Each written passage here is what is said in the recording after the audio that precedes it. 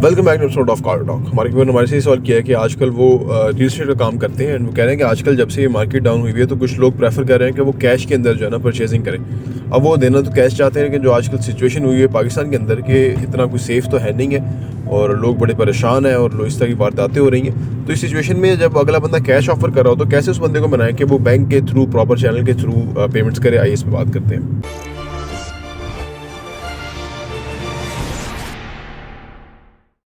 बिस्मिल्लाहिर्रहमानिर्रहीम, अस्सलाम वालेकुम रहमतुल्लाहि व बरकातहू। देखिए जी, खौफ तो उनको मुब्तला है कि वो अगर बैंकिंग चैनल के थ्रू आएंगे तो बैंक्स आजकल 5-10 लाख से ज़्यादा की ट्रांजैक्शन के ऊपर जो है वो काफ़ी जो है ना वो केयरफुल हुए हैं, उनको हदायत हैं वगैरह, तो इसलिए लोग कैश में डील करते हैं। और वैसे आपस की बात यह है कि 5% ही बैंकिंग चैनल से काम होता है, 95% पाकिस्तान में कैश से काम होता है। ये इसको असल में इसको जो रेगुलर करने का तरीका है ना, इसको जो बेसिकली चैनलाइज करने का तरीका है वो ये है कि खौफ की फ़ज़ा को ख़त्म किया जाए। बिजनेसमैन को या किसी को भी ट्रांजैक्शन करने के अंदर कोई खौफ नहीं होना चाहिए, बल्कि सहूलत होनी चाहिए।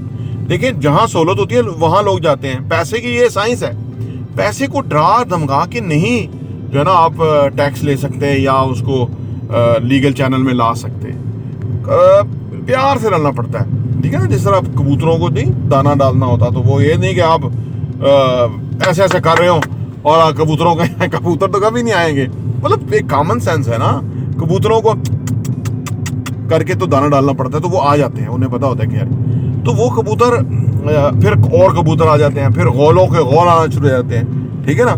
फिर उसमें से अगर आप देखें जितने ज़्यादा कबूतर आएंगे तो उतना ज़्यादा मतलब आपका टैक्स रेवेन्यू बढ़ेगा, सही है ना। तो ये जो थिंक टैंक्स बैठे हुए हैं ना, वो इस तरह सोचते नहीं है। उसकी वजह मैं बताता हूँ। उसकी वजह ये है कि तो जब 5 साल के लिए हुकूमत आती है ना, तो वो एक टैक्सेशन की जो पॉलिसी बनाती है, उसको पता होता है कि तीसरे साल, चौथे साल, 5वें साल इस तरह से रेवेन्यूज इकट्ठा होना शुरू हो जाएंगे। बड़ा ज़बरदस्त इमरान खान ने लोगों को ये यकीन दिला दिया था कि पाकिस्तान के अंदर अब इन्वेस्टमेंट और ये चीज़ें जो है तरक्की की शरह बढ़ेगी वगैरह वगैरह। बड़ा खूबसूरत तरीके से लोगों का इत्मीनान आ गया था पाकिस्तान में इन्वेस्ट करने में फ़ायदा होगा। फ़ायदा है, लेकिन जो खौफ इन्होंने फैला दिया उनको तो अंदाज़ा ही नहीं है इस बात का। बिजनेसमैन को पता होता है या जिसकी कोई सेंस उन्हें पता होता है।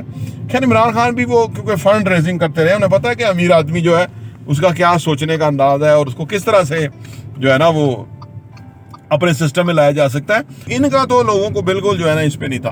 तो ये तरीका है जिसकी वजह से लोग जो है वो कैश में ट्रांजैक्शन करते हैं, इलीगल तरीके से चलते हैं। पूरी इकानमी इलीगल चल गया। आज दुनिया की कोई और इकानमी जो है ना, अफगानिस्तान भी इतना इलीगल नहीं चल रहा जितना पाकिस्तान चल रहा है जी।